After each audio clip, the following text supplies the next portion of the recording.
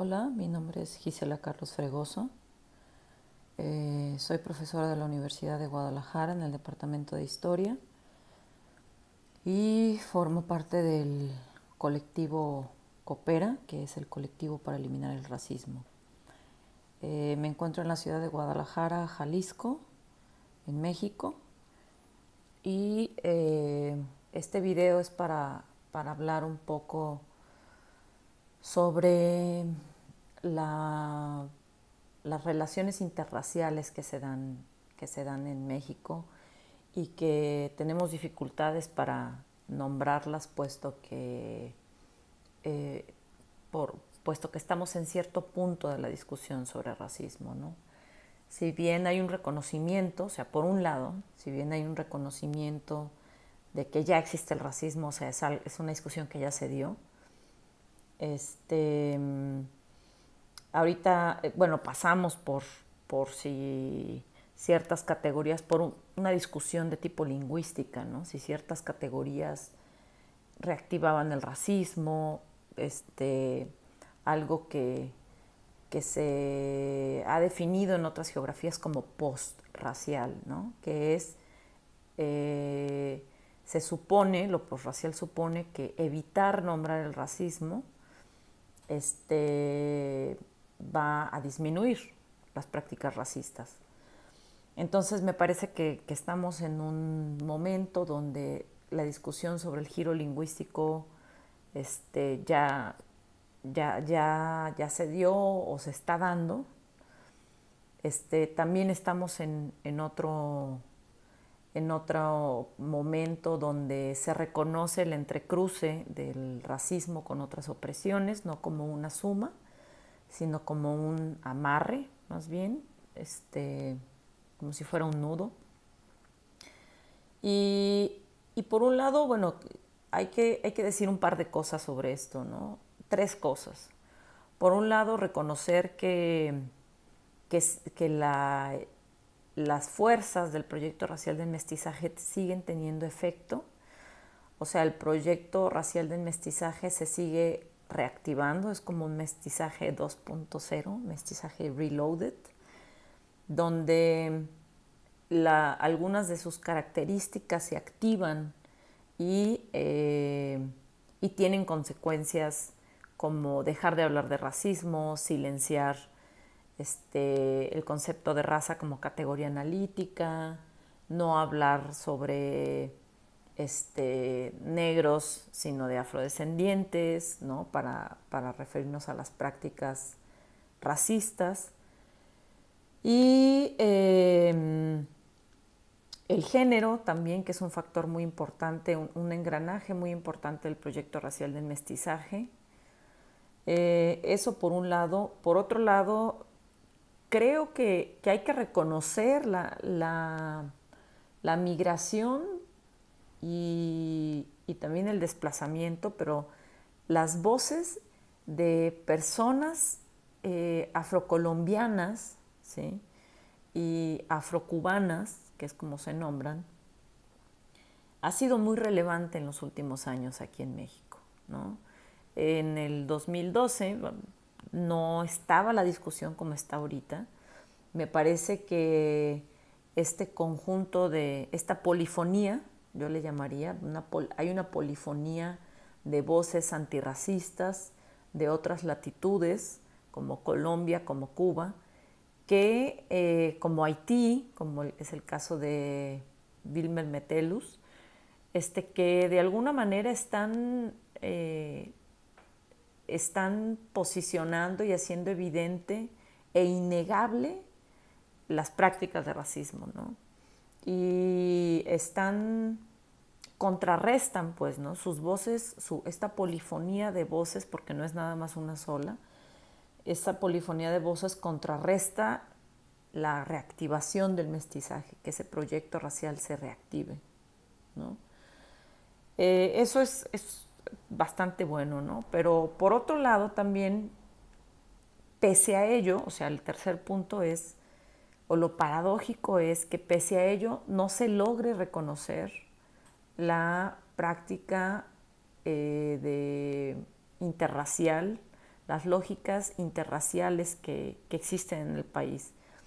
Y me parece que si reconociéramos eso nos podría revelar muchas cosas, ¿no? Sobre el género, sobre la violencia, sobre la reactivación del mestizaje y cómo se da.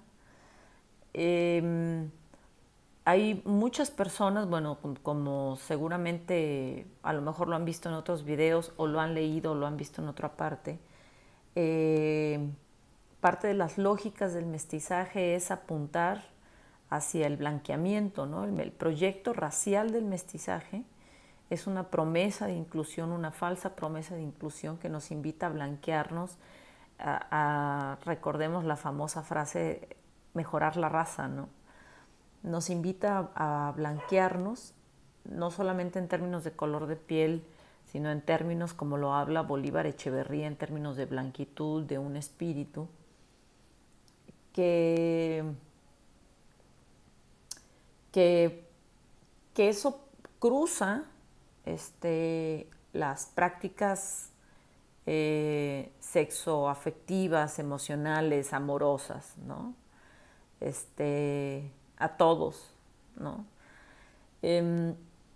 Entonces, eso por un lado, ¿no? Por otro lado, creo que seguramente está en otros textos, en otros autores.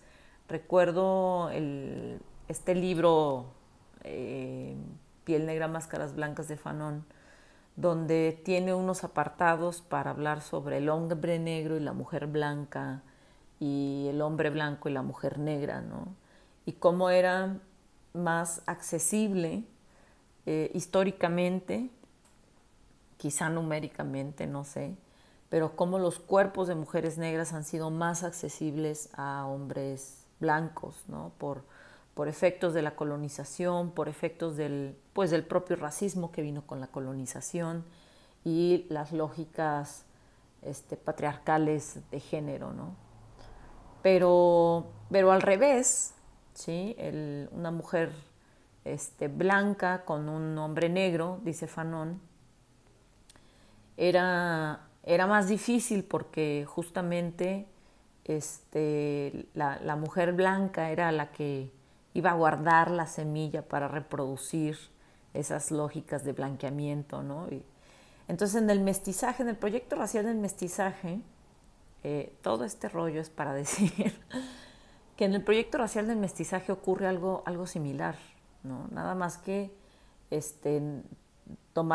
que tomar en cuenta que no tenemos un contexto segregacionista como por ejemplo Estados Unidos, donde hubo leyes que prohibían el matrimonio interracial.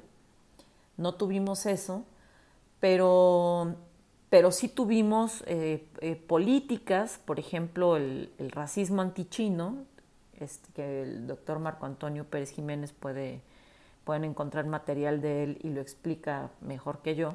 El racismo antichino lo que hace es cuidar la semilla de reproducción del mestizaje, ¿no? O sea, la prohibición entre hombres, entre la unión, matrimonio, amaciato o lo que fuera, entre hombres asiáticos y mujeres mexicanas, lo que se estaba haciendo era cuidar los cuerpos que iban a reproducir la semilla del mestizaje, que a su vez el mestizaje iba a reproducir esta promesa falsa de inclusión y por consiguiente el blanqueamiento, ¿no? Entonces, vivimos en un país que tiene una larga historia de políticas claras de blanqueamiento, eugenésicas, o sea, proyectos eugenésicos y proyectos de blanqueamiento que se tradujeron en políticas educativas, de salud, en impartición de justicia, particulares y concretas que reproducían esas intenciones del proyecto racial del mestizaje. Entonces, hablar de interracialidad en el sentido no de como transracial, que una persona que transita de una raza a otra, como es el caso de personas blancas que han aparentado ser negras o con ancestría negra, no, sino hablar de interracialidad en el sentido de parejas interraciales es un tema que se tiene que abordar en México y en países que tuvieron proyectos políticos y raciales de mestizaje, que le apostaron al mestizaje, porque eso ayuda a desmontar las fuerzas, la reactivación del mestizaje, ¿no?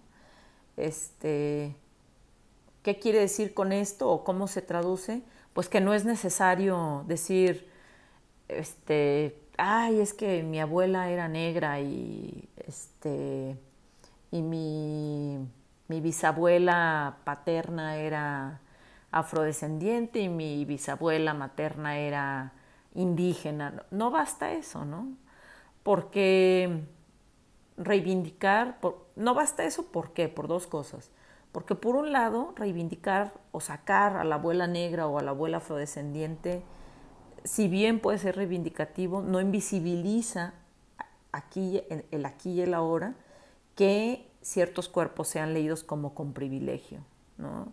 Si tú eres una persona blanca y tuvo una abuela negra, reivindicativamente está bien, pero eso no va a quitar el privilegio que tienes de ser una persona blanca, ¿sí? Por otro lado, solamente caer en el discurso reivindicativo, que está bien, ¿no? De la abuela negra o el abuelo indígena, no va a desmontar lo que hace esa unión o los efectos de esa unión interracial, ¿sí? Los efectos de ir en contra de ese proyecto racial del mestizaje, ¿sí? Y aquí lo que está en juego, una cosa que quede muy clara, aquí lo que está en juego, no está mal que existan prácticas reivindicativas, perdón por el perro, no está mal que existan prácticas reivindicativas sobre hablar de la ancestría indígena o la ancestría negra, ¿no? Lo que está en juego en el caso de México, y me parece que también de otros países, es cómo el proyecto racial del mestizaje se sigue renovando y el racismo sigue reproduciéndose de manera distinta. El racismo cambia, pues, muta, no se va a reproducir de la misma manera que se reprodujo en el siglo XIX o a principios del siglo XX, ¿sí? Esa es la cualidad de las prácticas de opresión, que tienen esta mutabilidad, ¿no? Son camaleónicas incluso. Entonces, la invitación es esa, ¿no? Como a reflexionar sobre nuestras propias historias de vida y reflexionar sobre nuestras propias ancestrías o personales, ¿no? De nuestros ancestros o personales, sobre aquellas uniones interraciales y qué fue lo que provocaron, ¿no? Eso es todo. Saludos, bye.